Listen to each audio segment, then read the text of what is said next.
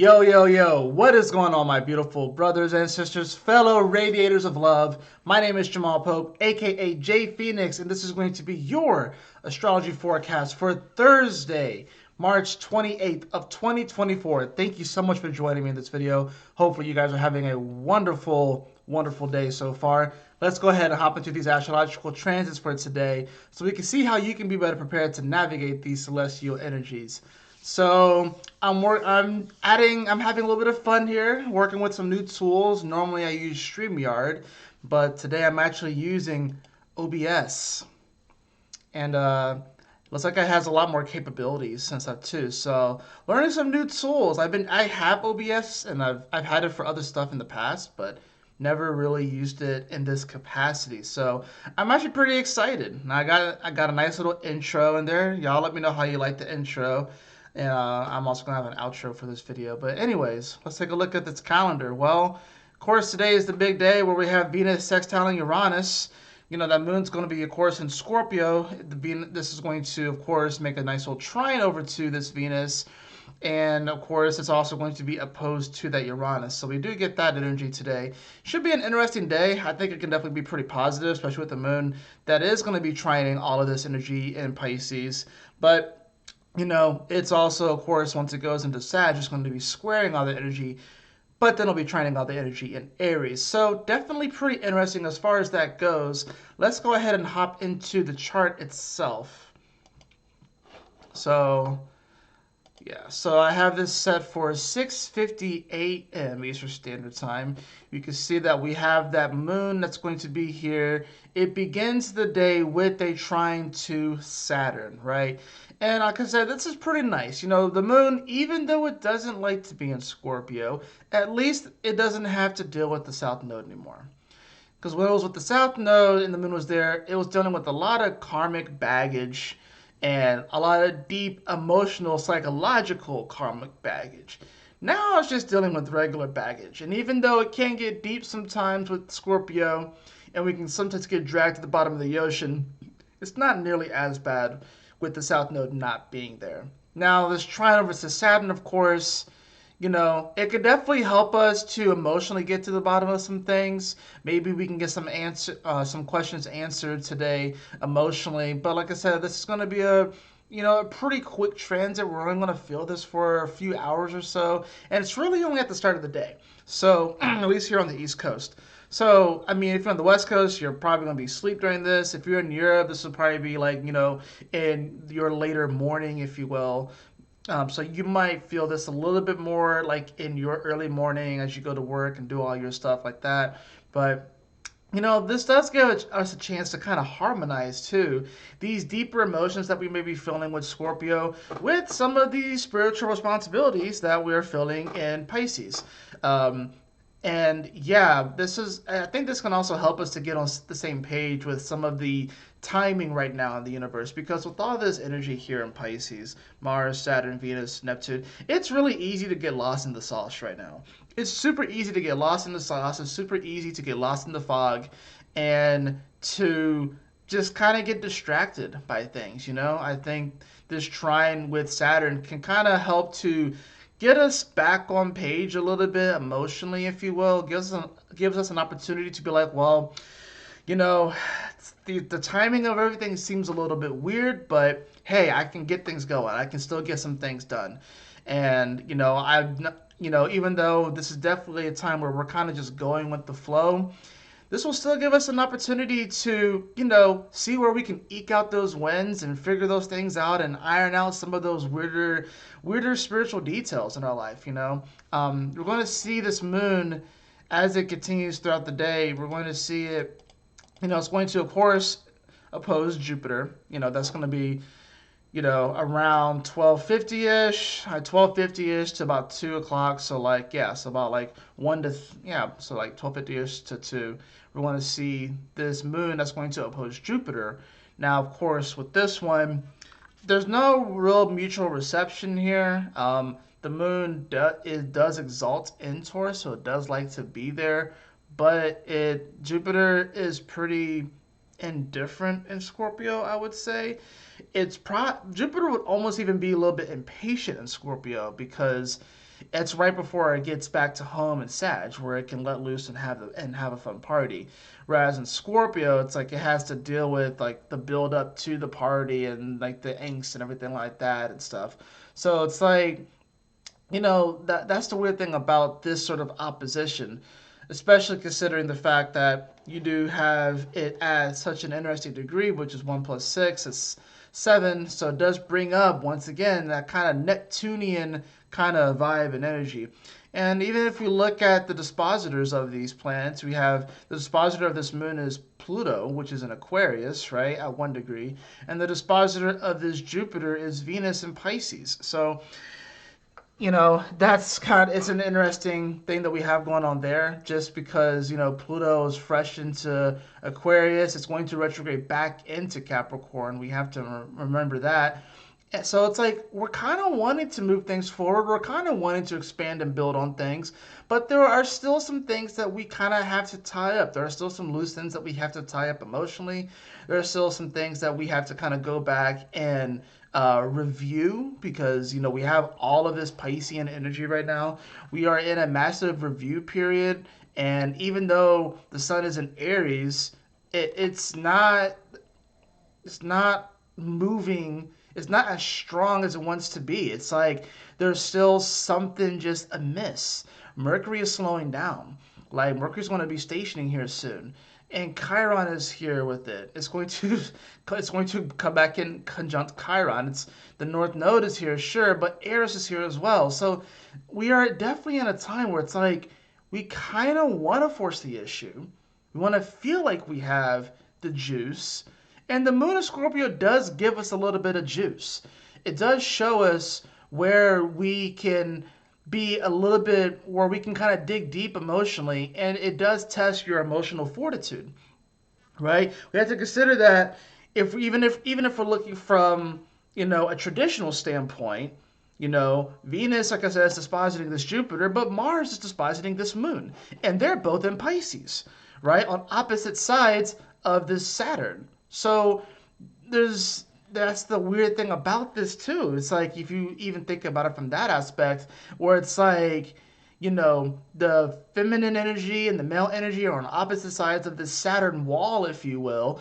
And it's like, there's so much back and forth. There's so much reflection right now. There's so much trying to figure out what's going on. It's a massive puzzle right now. Life can feel many ways like a massive puzzle. And trying to rush it and force the issue and force our will upon things is not going to yield the results that we really want them to yield. We're going to find ourselves getting frustrated if we do that. Now, we will see pretty much, interesting enough, once the moon hits 20 degrees, Venus is actually coming off the sextile to Uranus. So Venus will be in sextile to Uranus most of the day, And the interesting thing about this sextile, if you think about it, is, Venus just got done sextiling Jupiter. That was nice, Now it's sextiling Uranus, which is Jupiter's grandfather. Because if you think about it, like Jupiter is, if you think about it from like a lore aspect, Jupiter is, the son of Saturn, right? And Saturn is the son of Uranus. So Venus just got done chilling with Jupiter, sextiling Jupiter. That was some nice mutual reception, because Jupiter loves to be in Pisces and Venus loves to be in Taurus. So there was actually a very nice aspect there. Now it's sextiling Uranus, and it's a little bit weirder, and it's kind of creepy. It's a good aspect, but Uranus doesn't like to be in Taurus. So this Uranus is actually pretty grumpy. We're dealing with a grumpy Uranus, especially considering the fact that if we take it a little step further with this, is that Uranus is in Taurus. And why is Uranus fall in Taurus? Well, Taurus is the Earth, and Taurus is Gaia, and Taurus and Uranus married Gaia, right? Gaia is actually Uranus's mother, and he has children by his mother, which is crazy.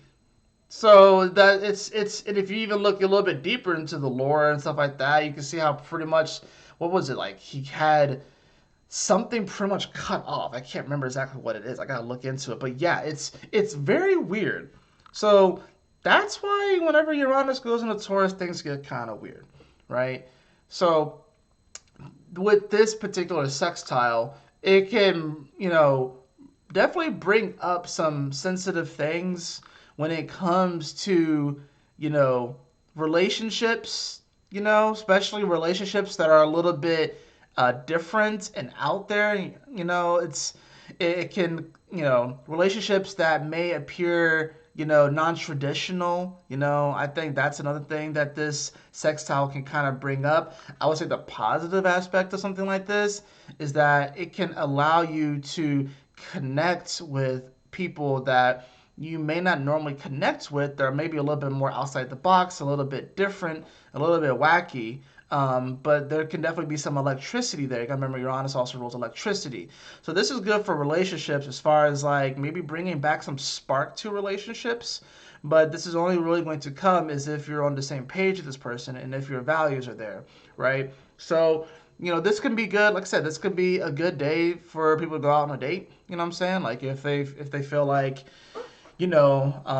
maybe they feel like things aren't as strong in a relationship. This could be a good time to go out on a date, and especially considering that the moon is going to trine Venus after this later in the day. This can definitely, the moon is Scorpio. This is sexy energy, and trying to go over to Venus and Pisces can definitely make it feel very romantic and very like a fantasy, if you will. It can really make it seem that way. But that doesn't mean that there's not going to be some awkwardness and some weirdness, even though it's a sextile. The fact that it's Uranian energy. So it's weird, it's out there. Like I said, Uranus is Jupiter's grandfather. So it's almost like Venus, it's like Venus learns about who Uranus was when he was a young buck. And it's like, oh shit, that's kind of cool. That's kind of attractive. But Uranus is not there anymore. Uranus is older, and in Taurus, he's grumpy. And when you get a grumpy old man who is also unpredictable, then that can definitely bring up some interesting energy. So I feel like there could be unpredictable things that could come up in relationships today. And with that moon in Scorpio, that is, like I said, going to be trining all this Piscean energy, it can definitely help us to, you know, I guess you would say translate or kind of work through these energies a little bit better. There's just a lot going on right now in the astrology. There's still so much that's happening in one area of the chart that it's easy to get frustrated and want to try to escape to another part of the chart. And that's the funny thing about it. Because there's so much energy in Pisces, it's like the usual forms of escape aren't really good enough. The usual forms of escape aren't actually providing the escape that we want. So it's like we have to get a lot more creative about it, and that's just something that we have to, consider here.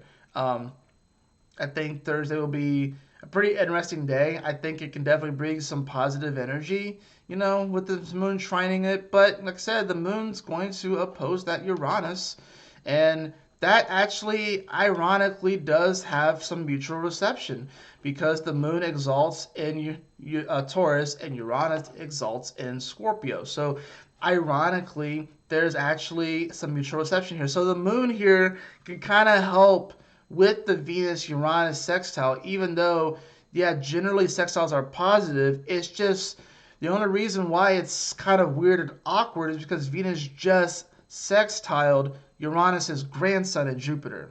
That's the reason why it's so awkward. But the moon here in Scorpio kind of can help with that because, like I said, Uranus rather would be in Scorpio, the moon would rather be in Taurus. So there is some mutual reception here. I think this is about like how we can get on the same page with other people, and yeah, I think emotions, they could potentially run high today. They could definitely get a little bit deep, but I think it's about, doing our best to not take things too personally, doing our best to like, emotions are going to come and go, they're going to flow, and the way that you feel about things can in fact change. I think when we've been seeing these moons and Scorpios opposing this Uranus and Taurus, it definitely does bring about an electrifying kind of energy. And it's sort of like, how far down can the thunderbolt go into the ocean? How far does it impact, if you will?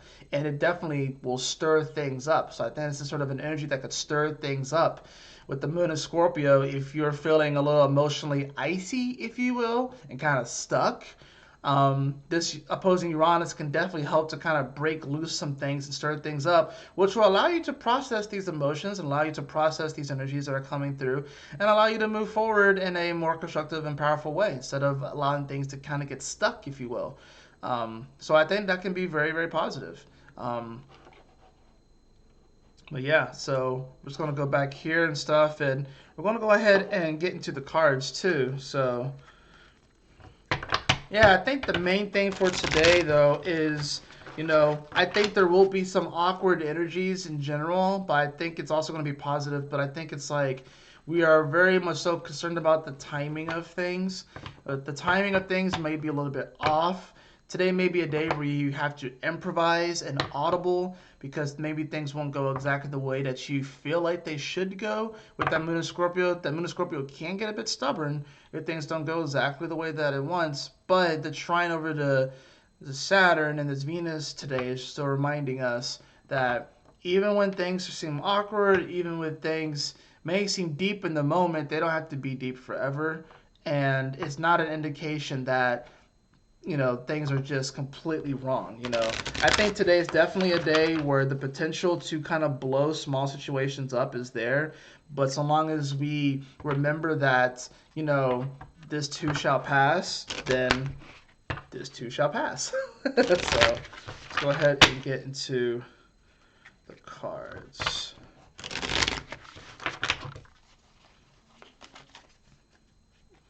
All right. So I have the Knight of Pentacles in reverse. The Knight of Pentacles in reverse. Let me see if I can get it a little bit clearer. There we go.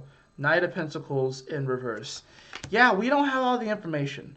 The Knight of Pentacles, I definitely see this as someone who is the most cautious of the knights when it comes to taking action. They definitely are a little bit more methodical in their approach. They tend to go at things. They tend to make sure that they have all their resources together before they really go into something. They like to make sure that they have all their boxes checked. With it being in reverse, we may feel like we don't have the resources to move forward into situations, or maybe we feel like we, don't necessarily see the value of moving forward into certain situations. I have that followed by the Queen of Cups. So this definitely, like I said, this definitely is going to come to a more intuitive kind of space. This definitely is giving me sort of some of this Venus and Pisces vibes. I think this is coming down to whether or not we can even receive this these moments, whether or not we can receive the magic from the universe. I know that sounds pretty corny. It sounds very corny, but I'm not gonna lie. This is kind of a corny time with all this Pisces energy. Especially you'll see once the moon goes into Sag, it's gonna be even cornier. It's like, do you believe in yourself? Do you trust yourself? Do you, can you live in the moment?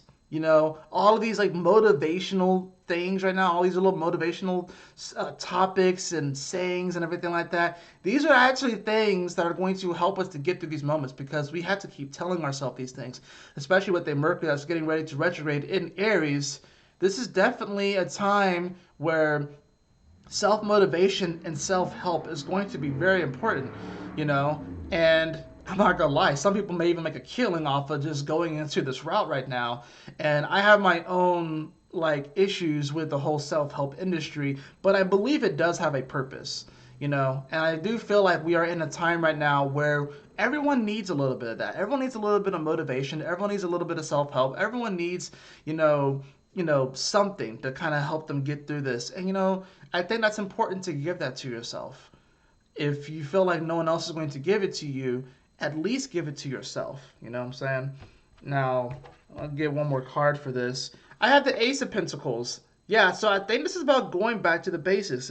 If the Knight of Pentacles doesn't know if fighting for something is worth it, because that's what the Knight of Pentacles is definitely concerned about, the money and the worth of something.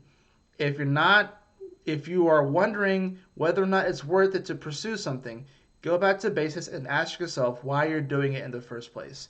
And yes, your intuition is going to come into huge play here with that Queen of Cups. And to be emotionally intelligent as well. Emotional intelligence does not mean that you suppress your emotions. It means that you honor and acknowledge your emotions. You also don't allow your emotions to get the better of you, and you don't force other people to tiptoe around you just because of your emotions.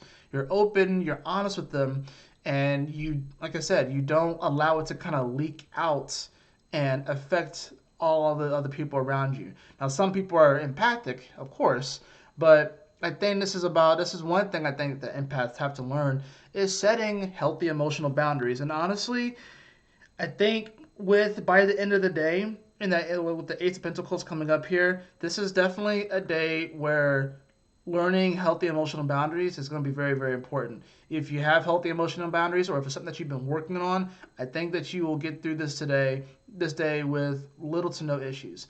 If you do not have really great emotional boundaries, today is a day where even the smallest things can seem huge. The smallest things, the most shallow things can seem very, very deep, and you can like dip your toe in a puddle and it feels like you're getting dragged to the bottom of the ocean. That's just the kind of feeling with this moon of Scorpio. But I don't think it's really as bad as we're making it out to be. I just think that there are probably some minor inconveniences here and there, maybe some minor disagreements here and there. And you know what? Those are going to happen. It's not going to be perfect.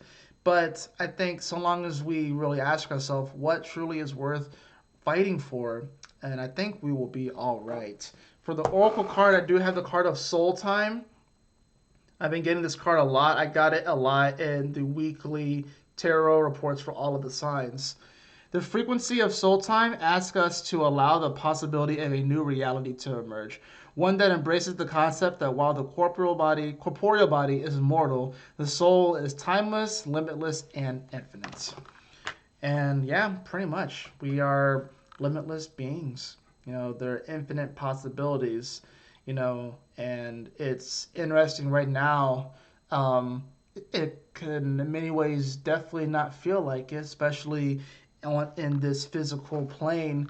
But what we do have is the power of our emotions and the power of our imagination. And utilizing those forces, we really can create anything that we want.